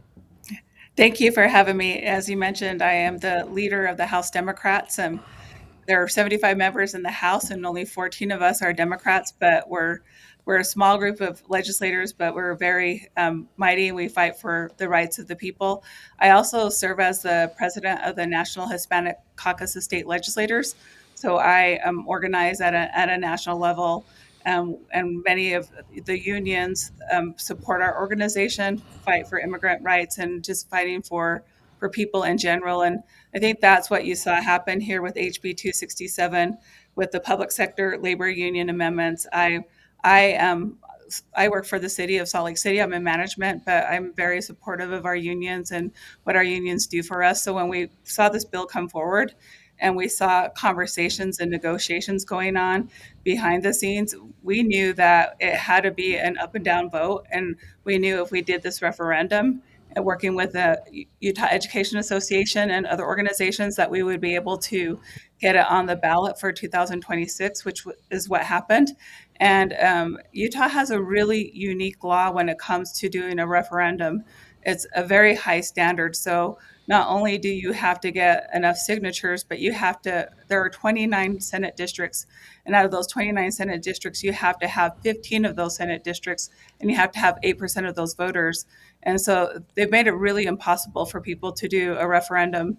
But we knew when this bill passed, and it didn't pass on party lines, it was a bipartisan effort. And because of our Republican colleagues that crossed over, there's no way that the governor could veto the referendum. And so that we needed that to really push this forward. And so we just saw people come out of the woodwork. And after the session was over, many of us were just there with our unions, knocking on doors every day, gathering signatures. My son actually worked on signature gathering as a field organizer. So for me, it was a family affair, just because of our commitment to the people and to public service, and thankful to our unions for the worker rights that we have currently right now. Yeah, I saw a quote from the governor that said something to the effect of, well, yeah, I sign laws all the time I don't like. It was a couple weeks ago, and he was backpedaling pretty quickly on the fact that he had signed this, especially once he saw that the amount of signatures were so voluminous, that were so big.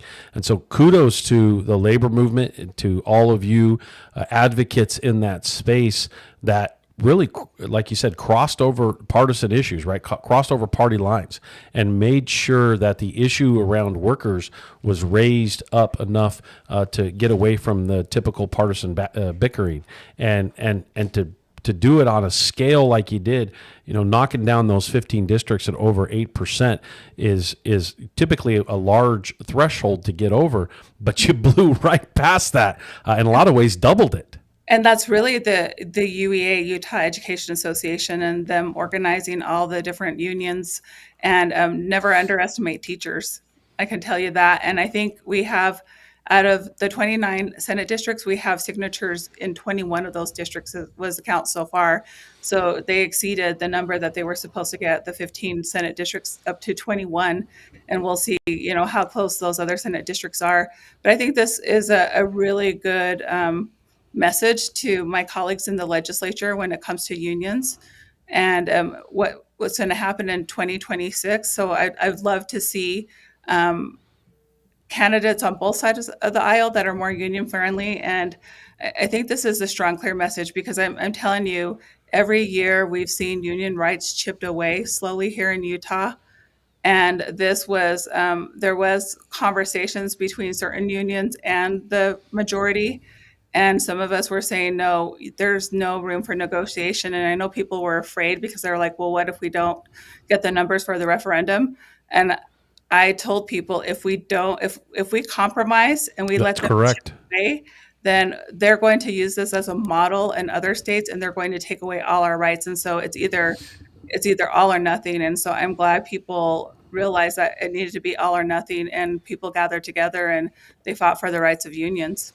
You're right. Anytime there's an attack on bargaining, this is something that I hold near and dear clearly as a labor leader, but most specifically, if you look at the history of how protected concerted activity was won, the first piece of it being enshrined into law was in 1934 under the Wagner Act. Ultimately, in 1935, it converting to the National Labor Relations Act. And the argument for protected concerted activity and ultimately collective bargaining was won out of the freedom to assemble and the freedom of speech that workers did not have prior to 1934.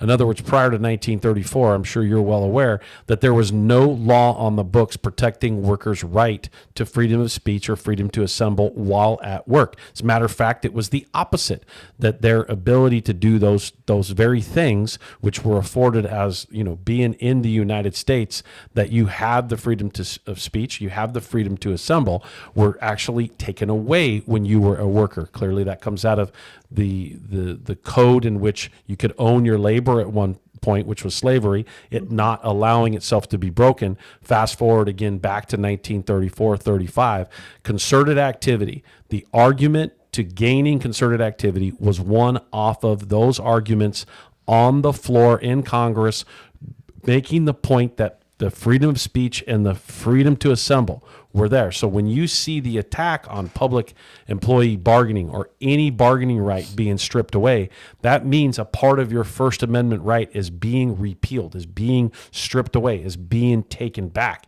And what I'm trying to do is get a message out and really double down in this space. And I think it's just phenomenal that you reacted so quickly in this space to say, hey, we're not going to compromise, because what happens, as you pointed out, is that they sit there and they try to kind of divide everybody. We're not going to attack the police officers, or we're not going to attack this group or that group. They start to water it down, and then interested groups start to back away, and then it passes, and then you get maybe a watered down version of it. But guess what? It still happens, and workers end up losing in the long run. So kudos to you for not being willing to compromise and making sure that it was an all or nothing situation, and that in turn you made sure you mobilized to actually get it on the ballot. Man, huge congratulations. And I want to take it one step further. One of the things that I said while this was going on was on Friday, because the governor signed AB 267 on a Friday.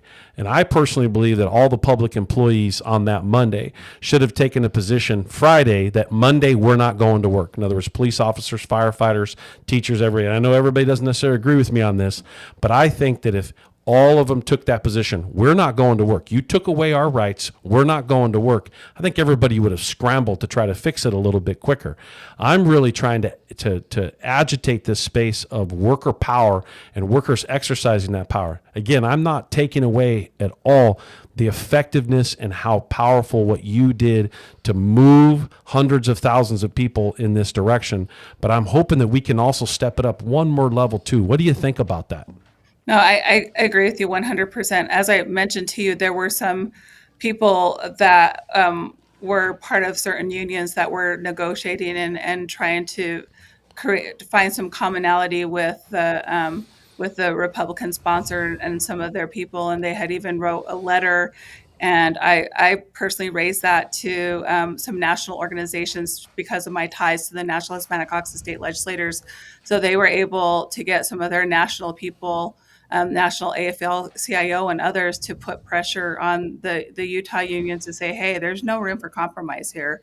And so this was really the heart and soul of the Utah Education Association and all those teachers, and not willing to back down, because this was a direct attack on public education and our teachers, and the firefighters and police officers and other unions got looped into it, but this is really an attack. And so for me to see all these unions stand behind our teachers, and all our union members that work in public education was it was very touching, and just to see how everyone got together and organized. And my background is in organizing too before I became an elected official. And as I mentioned, I work in the public sector as well.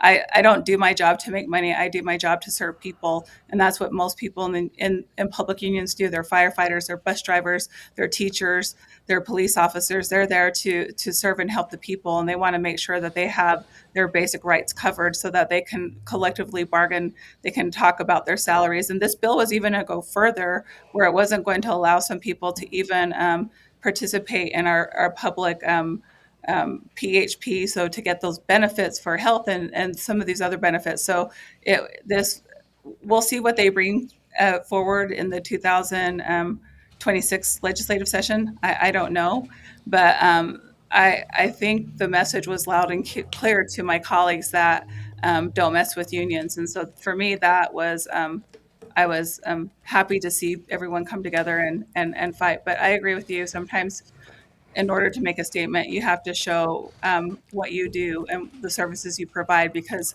if you don't, people just take you for granted.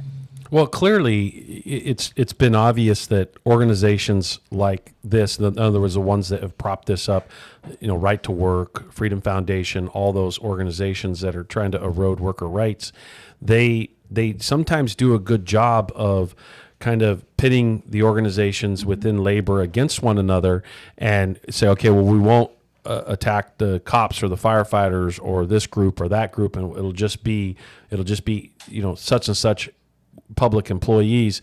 That's where the abuse is, that's where the waste is.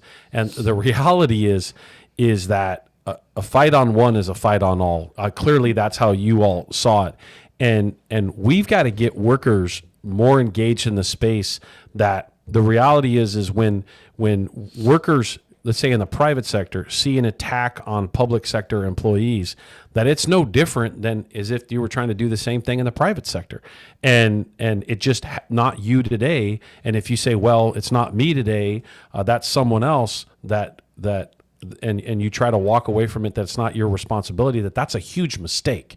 And we've got to really, really press workers to get them to understand that the Right to Work Foundation is at work all the time trying to do exactly what we're talking about right now, and that is strip away these rights of workers, villainize public employees that somehow they're a drain on the financial stability of an institution, a city, a municipality, a county, whatever it may be.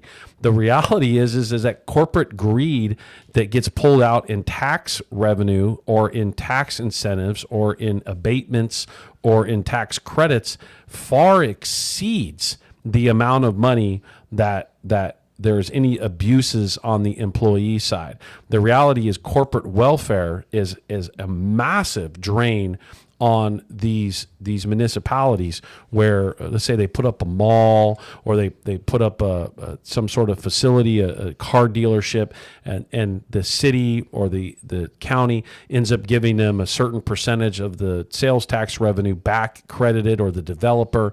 It's like this crazy scam to the billions of dollars every single month that if you take it and community put it up on a large scale. In some areas it's millions every single, certain cities it's millions every year. It's crazy that somehow the workers themselves are being villainized and targeted when they're the ones that are answering the phone when you dial 911. They're the ones teaching our children in school. They're the ones that take care of you when you show up at the emergency room.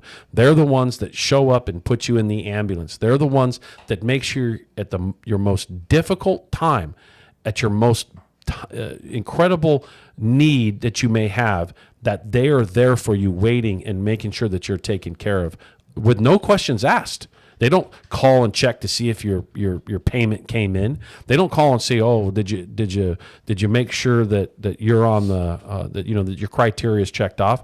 There's no questions asked. That public employee makes sure that you're taken care of. Obviously, we're passionate about it, and we can see that you're just as passionate about it. And we want to make sure that message gets out. That's why we have this radio show. That's why we have a live radio show where we're trying to make sure that the public understands how valuable these workers are. On all of the billboards we have in Southern California, which is now 4 of them on multiple large freeways. Right now we have headlined very important workers in each of the cities and saying these are the workers that make sure that your city operates well.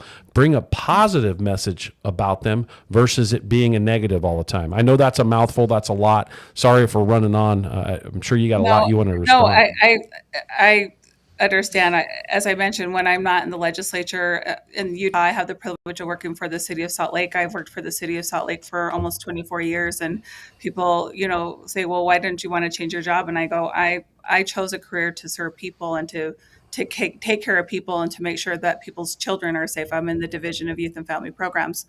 And so I understand that. But you're right, when we're given all these incentives so people will build, we just gave $33 million for the guy who owns the Utah Jazz to do some construction around the roads on where the Delta Center is. And so, again, we also gave some tax breaks this year. People like the working people, they don't really see those tax breaks. It's the corporations and it's the very wealthy that see those tax breaks. I'd rather see those go into a social safety net. I'd rather see it go to help public employees. And so we see this all the time. So this victory with this particular bill showed the power, but we also have to execute that power when we vote here in Utah. So I want to see the same energy that we saw with this referendum in 2026 to make sure that we are electing people who truly support public unions and all unions, but also support public employees, because we've seen through the state of Utah the merit system go away. The governor, as you talked about, has done everything he can to take away that merit status. And so we see our rights slowly being chipped away at. And so the collective bargaining, I think, was the one that just really got to our public employees. But again, as I mentioned, that was a specific attack on the Utah education system because they have been working so hard to protect our public schools. But I'm glad that police and fire stood behind them and all the other unions did, because as you said, no one does this alone. And so we'll continue to see this until we wake up, as you pointed out, and really look at who our elected officials are and how they vote. And do they truly serve people, or do they serve these corporate interests? Yeah, your point is well served on the infrastructure break that a billionaire gets that's got plenty of money to make sure the roads are taken care of around, a particular area. The small business owners in the area, they don't get tax credits. They don't get incentives. All those small business owners in the area, they're not, they're barely getting by many times, and they don't get to see those millions of dollars coming back to them in discretionary tax revenue being redirected back to them into their pockets. That doesn't happen. So let me shift gears a little bit here.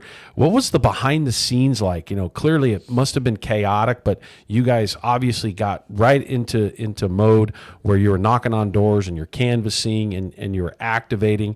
And I could just imagine what it was like mobilizing on a scale like that, where you obviously every corner of the state, workers are knocking on doors and asking them to sign the petition and making sure that the message got out. What was that like? Had to be an incredible experience being part of such a large, fast movement like that. It was. I spent majority of the time on the doors after the session was over because I had to come back to my full-time job. But then as soon as my work day was over, I was there knocking on doors, and just to see the public support and to just feel that synergy and the energy that people had, and to see people come together from all walks of life just to protect workers' rights. It was a good feeling. But again, I want to see this in 2026 when we're knocking on doors to get people elected. It's nice when we've had initiatives in the past, whether it's Medicaid expansion, but what we've seen is people will support Medicaid expansion, or that we have cannabis here in Utah, which is medical cannabis. We see them vote for those things on the ballot, but we don't see them vote for all the way down the ballot. So they'll vote for the issue they care about, but they won't vote for the elected official. And Utah, when you look at the House of Representatives, 75 out of 75 members, only 14 of us are Democrats, and we went down after redistricting from 17 to 14.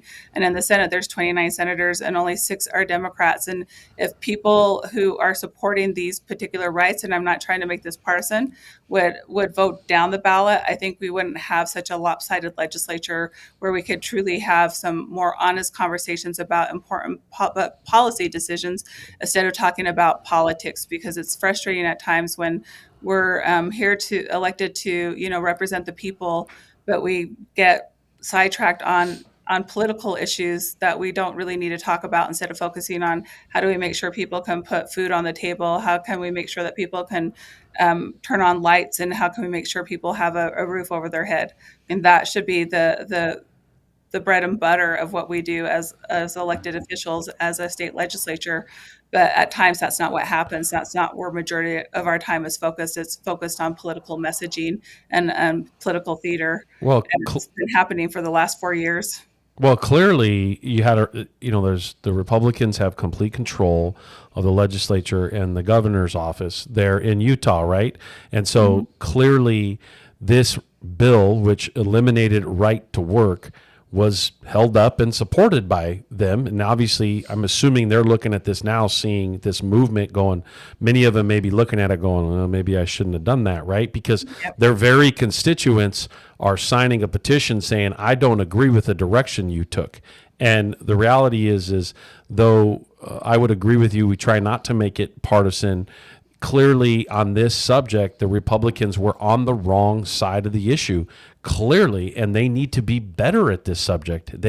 And what's going to get them better at it is more door knocking. And to your point earlier, we have found over the last few years that when we go knock on doors and we introduce the conversation about jobs and we talk about how jobs are impacting the local community, we're getting a 90% success rate, over a 90% success rate in that exchange, whatever we're asking them to do, whether it's to get to a town hall meeting, participate in something, pay attention to something that's going on. And when we kind of dodge the partisan bantering, we find that very robust conversations happen on that doorstep or in that living room. And people then engage, and then they pack town halls as a result of doing it, because what we're trying to do is take that partisan argument out of it and say, look, we're talking about jobs in the area, and we're talking about how jobs are impacted, and we want to make sure that this is happening or that's happening based on that on that platform, and let's get the politics out of it, because most people are clearly turned off by it. But the Republicans and some Democrats have to own the fact that they've got to stop playing the political party stuff, and they got to get to protecting workers. This is a perfect example of workers being attacked, workers' rights being attacked, and an entire industry being attacked, that you no longer have the right to collectively bargain. Just widespread. Like, what are we just going to lay down? And so it's just great to see the way you guys responded so quickly. I just hope that what we can do, I do believe we do. I'm going to double down on something I said earlier, and I know you agreed with me, and I appreciate it.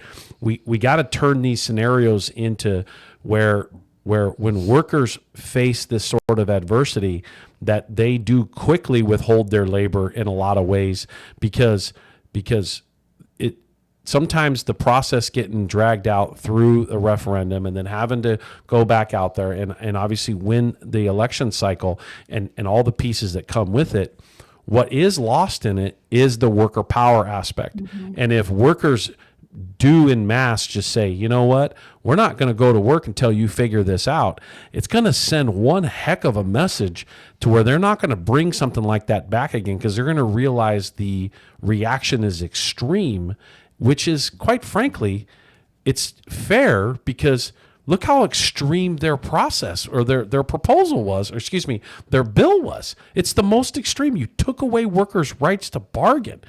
So again, I really appreciate you leaning in on it and seeing it the same way. And I'm hopeful that what we can do when we go up there and help you get the vote out, that we can also help agitate people into that more assertive space too. Does that make sense? Yeah, it does. And I think, you have to look at the culture and you have to look at the state. And here in Utah, and it's kind of a passive aggressive culture. It's just how it is. And I always get in trouble because I'm just very direct. I'm from a family. I was raised by strong Latina women, and they're very direct and they tell you what they're thinking. And a lot of times people don't even understand me. And I'm not just talking about the Republicans, I'm talking about the Democrats too. But that's why they elected me as their leader, because they wanted someone that was just going to say what they think and stand up for the rights of the everyday person. And I think people are just so turned off from politics, but I think this referendum and what we were able to do with this referendum show people that if you come together and you stand up for what you believe in, you can create some change. And I think the Republicans didn't know what hit them. As I told the speaker, you're on the wrong side of history on this. And I've told him on a couple of issues, you're on the wrong side of history. And this showed, right, this referendum and how we gathered those signatures, whether it was through paid canvassers, whether it was through people, showed that the Republican House and Senate leaders were on the wrong side of history, and they underestimated the people. And so hopefully we see that not fade away, and we see that going into the 2026 election. Yeah, I don't think you guys are going to let it fade away. That's for dang sure. And you're not definitely not going to take it for granted like they did on the other side. I think what's great about it is you are pointing it out in the right way. Your phrase of "you're on the wrong side of history" is absolutely true. If you look at historically, any group that is attacking workers' rights, any group that's attacking Americans' rights, they're on the wrong side of history. Period. And what we in labor have to do is we have to really drill down more on getting the average person who may not be a union member to recognize how collective bargaining was won, the argument around the First Amendment, the argument to freedom to assemble, and the argument around once you have those rights, why are we acquiescing them, giving them away, or allowing them to be stripped? So your approach collectively to do what you did in such a large scale, in my mind, is a huge inspiration and sends an enormous message that really, really shows that they miscalculated. Those elected officials miscalculated the resolve of workers in this space, not just unions as institutions, but more so, I think you've pointed out over and over again, workers. And workers, they get this space when you talk to them. They get it when you knock on their door. And they're willing to help out when you explain to them what's at stake. And these are, like I said, these are essential workers, as you pointed out as well. These are the people we trust to get our kids to school. These are the people we trust to teach our kids. These are the people we trust when when there's crisis. And so to attack public unions, it boggled my mind. And as I mentioned, most of us that serve in the public sector, it's not like we're making the gazillion dollars. We're doing it because we care about people and we want to serve our communities. And that's every union worker I know, and any person who works for the municipality I work for, they're here because they care about people. And so why would you take away those basic rights for someone? Why would you, take away the collective bargaining? But more importantly, at a state level, why would you take the merit system away when someone's put in the time and they put in the effort and they put in the years? And so we've just seen, and another bill that they focus on is taking away union dues, you're not being able to take it out of your check. So again, unions have been under attack here in Utah for 5 or 6 years. And I think they just thought things were going to go the way that they usually go and nobody was really going to pay attention. But I think this hit home when it came to collective bargaining because they couldn't separate UEA from fire or police because it's within our Constitution. So if they were going to attack one, they had to attack all. And I'm glad that people stood behind UEA and didn't cave in and didn't do these negotiations that were happening behind the scenes with certain unions. And they said, no, this is all or nothing. And that was mine and Senator Escamilla's message to our caucuses. She's the leader of the Senate Democrats, is like, we can't compromise collective bargaining, because once we say yes and we agree to their negotiation, this is going to have a ripple effect. This is going to have a chilling effect across the country because they're going to use this as their model in other red states. Yeah, you adhering to that goal is admirable, because there's this argument to say, oh, we got to work something out. The reality is being all in and making sure that there's a clear line drawn, and if it's attack on one, there's an attack on all, is exactly how it had to be approached. I just think it had to be phenomenal. What I want listeners to realize is how difficult that was to manage for all of you that were working on it, because as we were paying attention to it, you could see that the governor kept leaning in, saying, well, I think another type of bill is going to be worked on. I think that there's going to be a compromise made here. This is going to happen. That's going to happen. And before he signed it, he was trying to get everybody to do something slightly different. The amount of work it took for all of you behind the scenes is incredible, to keep everybody on the same page, keep them unified, to say, look, if you're going to fight one of us, you're fighting all of us. We're not going to give up any sacrificial lambs in this space. All I got to tell you is that is exactly what the labor movement needs. That is exactly what workers need, is that sort of dedication to one another.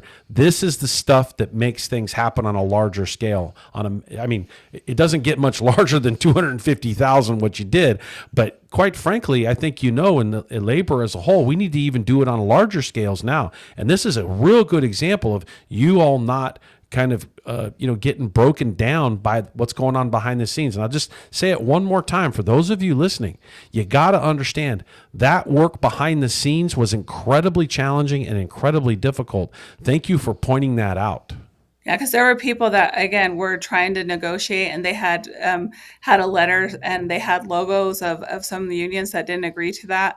And, there were some of us that were, again, doing things behind the scenes. Our caucus wasn't even aware of it. Through my presidency as a National Hispanic Caucus of State Legislators, my national contacts, I'm like, hey, you need to put your people in line. You need to have a conversation, because I hear there's some negotiation going on, and I don't feel comfortable with it. And those people fell through for us, and they didn't fall through. They listened, stepped up, and they stepped up, and they said, "Hey, what the hell are you doing? Like, you can't be compromising our rights." And so I think between just all these different voices and really pushing, and there were people that were afraid. They're like, "Well, no, we need to negotiate because we need to protect the little rights we have." And we're like, "No, it's all or nothing." And I'm glad that everyone fell in line and did the all or nothing, because who knows where we'd be right now if that negotiation would have went through and people would have bought off on it. You would have been like Wisconsin. Because that's what they did in Wisconsin, right? When in 2011, they tried to split. Well, they didn't try. They did split, and they only went after certain groups in the public sector. Ultimately, later on, they ended up coming after all of them. And everybody in the end ended up losing as a result of that. And so Utah obviously did it in a way that you prevented that from happening. You prevented them from winning by doing what you're doing. And clearly, we're not going to take for granted what needs to be done in 2026. But we're here. I'm telling you, we will fill a bus. We will send people up. We will help you knock on doors. I'll tell you, we'll work with the state AFL or whoever it is to be, make sure that we're doing member to member, worker to worker sort of stuff versus the political stuff. Because obviously, there's certain regulatory factors we got to pay attention to there. But at the end of the day, we'll find a way to make it happen. And heck, I've had hundreds of people say, we'll volunteer, go up there, take a week off to help knock that down. I know when this happened in Missouri, I think it was Missouri that repealed right to work. All of us threw down, and we were willing to send whatever it was going to take to make sure we knocked on every single door that we had to knock on to make it happen, because a fight for one is a fight for all. And I definitely think those are some conversations I can entertain offline and talk to you about, because there's a lot of things that can happen here in Utah. I think there's this stereotype that we're just this bright red state, and there's some truth to that. But I also think this referendum and the work of all the unions coming together to to fight what had been proposed in HB 267 showed that there is people power here, but we have to give people a reason to want to fight and believe. And this was something that people said, hey, we need to protect these basic rights, but there's other rights that we need to protect here in Utah, and to make sure that we're not going in a way where we're taking away the power of unions. There's a reason why we have unions. And even though I'm not in a union because of unions, I have certain rights as a public employee, and I appreciate it when it comes to my retirement, when it comes to a lot of things that people don't have in the private sector. And so there's really unique things about working in the public sector and sacrificing and not getting that big paycheck because you care about people. And so we want to make sure that we protect those rights. Yeah, and is there anything in particular that you want to share with listeners about this process, or what you experienced, or what's coming? You know, we got a few minutes here, and anything you'd like to share, the mic is yours. Yeah, Utah is just a really unique state. We have our legislative session is really interesting. We only meet for 45 days, so everything has to happen within that 45 days. So these bills, like you're passing hundreds and hundreds of bills within this 45-day period, and so there's a lot to be said of a citizen, what we call a citizen legislature. Is this really truly the model that we should be doing as a state, or do we have to look at other avenues? The other thing is just people just really need to believe in a system again. And I feel like Bernie Sanders was out here with AOC, and we had almost 20,000 people at the John Huntsman Center. Not all of them could fit in. So I feel like there's this movement. It's bubbling up, and I'm just hoping we can keep that energy here in Utah. I know as a state representative, I do the retail politics. Not everyone does. And so there are things that I'll be doing in my district to keep people engaged and keep them organized, because what we see in a lot of our districts, especially our working class districts, is people just don't go out and vote because they're like, well, it's the Utah legislature. They're just going to do what they're going to do. They always do this. And so I think this bill and the people, the collective power that came behind this bill kind of dispels that myth. And I think if people could just really step up, there are seats that Democrats in Utah lose by 50 votes, by 100 votes. And if we just had a little bit more people power and more people knocking on the doors and talking about issues that people believe in, I really feel like we could flip some seats and we could have more balance here. And so I just want people to dispel that myth that Utah is a red state. And I think there's opportunity for us here to grow. And I think there's opportunities for us to ensure that we're protecting our unions. But yeah. How about the phrase, Utah is a worker power state? It is a worker power state. That's right. I prefer that than the Utah way. That's the phrase they use out here. Well, it's the Utah way. Well, the Utah way doesn't usually support workers, and that's correct. It supports corporate America's interest on trying to control everything, and sometimes the politics, it gets lost. The what's happening for workers gets lost in all of that stuff. But I also have to say that I wouldn't be where I'm at as a leader or as an organizer without the support of unions. When I first ran for office, the reason I got put into office is because I had union members that were knocking on doors for me because they believed in me, and they believed that they knew that I was one of them. My grandfather built tanks for a living, came from a working blue collar background. And so I never forget where I came from and who I am and who I will fight for. And so if it wasn't for those unions and many of the unions, the Teamsters and Local 222 and others, I wouldn't be where I'm at today. And so I'm very thankful for that. So it's like, if someone gives you something, you also have to give back and support them. And so that's why while I'm leader, I'll continue to make sure that I'm a voice for unions and for working people. Yeah, so I'm good friends with Spencer Hogue out of Local 222 there in your hometown. But hey, what tank company? Where was they building? Where was your grandfather or your father was building tanks? My grandfather worked for the Tuala Army Depot, and so my family on my maternal side are from New Mexico, northern New Mexico, and so the Tuala Army Depot recruited a lot of our families to come work in the coal mines and to work at the Tuala Army Depot. And so my family came to Utah that way. So have strong New Mexico ties, but grew up in a small town called Twilla, Utah. And then I'm first generation to go to college, so I moved to the big city, and I never left. Well, most people don't realize the geography that Utah and New Mexico actually touch each other, right? Yes. The four corners there, you can actually step from one state to the other. Yeah, and a lot of mining, a lot of industrial jobs have moved around the West like that, where families have followed the work. So it's great to see that you're part of that heritage and part of that great history, and in a lot of ways tough history, right? Like those jobs.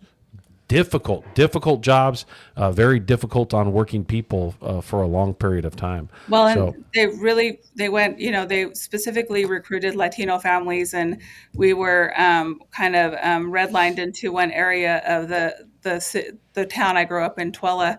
So all our families lived in the same area. So it was like a compadre system. And so for me, I always had my community taking care of me and supporting me. And so it was always a big family.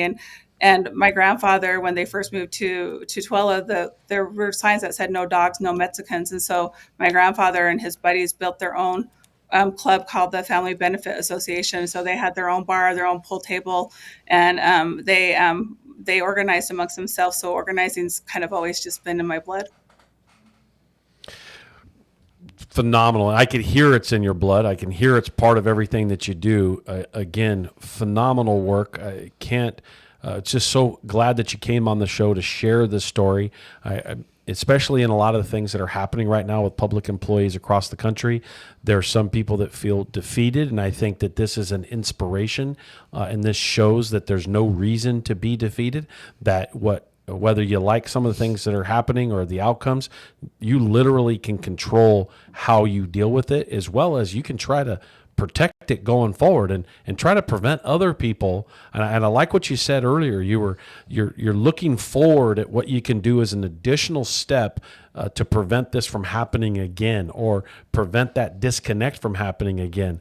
That's why I always, again, I lean into the space of saying, workers are going to have to be a little bit more militant because they're going to have to be more reactive, and initiatives like this, initiative as far as the Right to Work initiative, the Extreme Right to Work initiative, it needs to realize that they're going to provoke workers to fight back, because workers do fight back once you explain to them what's going on, and other workers will help and support. I agree. And I think that workers need to really look at their elected officials at a local level, especially at a state level, because that's where a lot of our rights are taken away, and really look at that individual they're voting for. Does this person really support my best interests? And if that person doesn't, they need to vote for someone else. But the local politics, I think you said it earlier, what happens is it falls down the ballot. You know what I mean? A lot of the local elected officials doesn't get the same sort of attention. Our civic responsibility has kind of distanced us from the local politics, and so much more can be done at the local level, quite frankly, than it can be at the state level, right? It's true. And the reality is we've got to start to get workers to understand you got control over that. You've got more control over that than you realize in your city, your town, or your county. And we just gotta lean more into that. Yeah, because again, at the end of the day, the mayor is the one that will negotiate with worker rights at a city level or at a county level, and the city council is the one that authorizes that budget. So it's really important to have those conversations and find out who those individuals are, and do they truly support workers and worker rights at a local level here, as well as your local school boards too. I don't think a lot of times people pay attention to school boards. And again, a lot of people will vote for these initiatives that, like medical, we were looking at, redistricting and making sure that that was fair, and medical cannabis, and also expanding Medicaid. And so many people voted for that, but they just didn't vote down the ballot. And if they would have voted down the ballot, I think we would have had a more balanced legislature where we might have been able to pass full Medicaid expansion, because when we do initiatives here in Utah, it still has to be approved by the legislature, and they can change it. So again, there's a lot of work ahead of us to make sure that we're protecting the rights of people and more importantly, the rights of our working people, and ensuring that we're protecting our most vulnerable as well. And we have that social safety net for people as well. And a lot of times we just don't have those conversations. Angela, thank you very much. Robert, is there anything you want to add to this? Yeah, I was just going to say, Representative, thank you so much for coming on. I think Randy would agree to this too, especially in a time where corporate America is feeling empowered to really hammer on, labor unions and especially our rank and file members. We have someone like you in Utah, where it's a red state, as you mentioned, but it's also a working class state, and so workers were obviously woken up by this horrible bill to attack their bargaining rights. And just wanted to point out that you're a woman in power, and that women in a union versus a non-union make more than if they were a non-union worker. So just thank you for your advocacy and for being that spark in Utah, especially where everyone has the idea that it's a anti-worker state, which in many cases it is, but we have people like you leading the fight there. And so thank you so much for joining us. No, my mom and my cousin are, they're both women, are in construction, and they're operation rollers, and they're part of unions as well. And so for me, that's very important to protect those wages that they receive, whether they're working a federal job or just working here locally. Mm-hmm. Yeah, anything you want to close on? No, I just thank you for having me, and I hope people will come on the bus loads and they will knock on doors for us to elect more pro-union, pro-worker candidates at the state and even, as you mentioned, the local level. Well, thank you. We've been joined by Angela Romero, the representative from House District 25 in Utah. She has just done this fabulous job of explaining how they have a ballot initiative now, a ballot referendum to deal with HB 267, which stripped away public employee rights. She did a phenomenal job of articulating it on the show.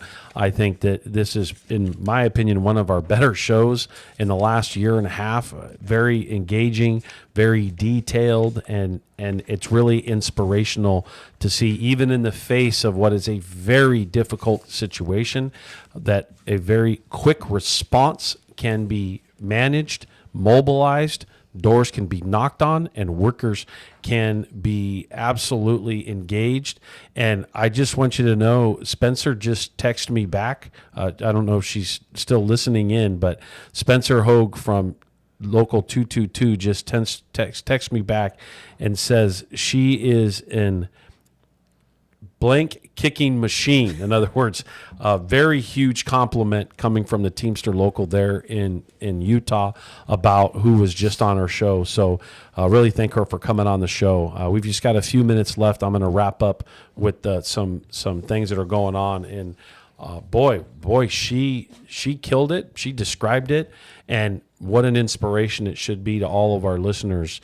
We could take that, this half of the show and use some sound bites and snippets coming out of it to really show that no matter what's going on and how you feel, there's a way to deal with it. And so some of the things I wanted to talk about is Rancho Cucamonga. We've reached an agreement. They'll be voting there, the members we represent at 1932. They've got some increases as well as a significant increase on their health and welfare contribution, making it, they went from the lowest in the city to now the highest as far as what the employer is paying. The Fontana unit will have their retiree medical deductions for their component being that start in July. We also have in a couple areas where terminations have been reduced significantly. No longer are they a termination. Our staff has been able to turn those either into suspensions or warning letters.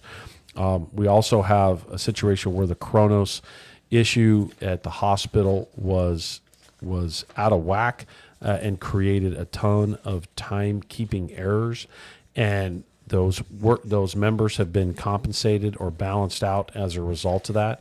And so we also are happy to report on a contract extension for the PSD group. Now, remember, that's very, very delicate and difficult situation because PSD is tied to the federal funds that are coming in and obviously in a lot of ways being cut by what's going on with Doge or DOG or whatever that organization is that's really not doing good things for working people. Anyway, we were able to that should be out for vote here pretty soon. That just concluded. Great work by the staff and great work by the team. Even though lots of things may be happening out there, we're making sure that the everyday work is happening on the ground. And with that, I'm gonna this one last thing. The KSBD Amazon workers, over 15 claimants have been awarded over $30,000 in claims for wage and hour violations, and there's another 100 more claims that are coming in, so it's good to see that happening. Lots of positive things all over the place. And how is this happening? It's because we're building worker power. We're building worker power in the Inland Empire. You see our billboards and our buses, and you see the entire Think a Teamster campaign that we have out there. And what that's doing with our radio show and our buses and our billboards is it's bringing attention to us. And we'll have people like Angela on our show to talk about how great it is to come together and the possibilities and the things that we can do as workers and how we can drive the message going forward. This is Randy Corrigan in the Worker Power Hour, KCAA 1050 AM, 106.5 FM, and the Teamsters 1932 Broadcast Network. Longtime organizer, first-time radio host. Signing off. See you next week. How can I ever change?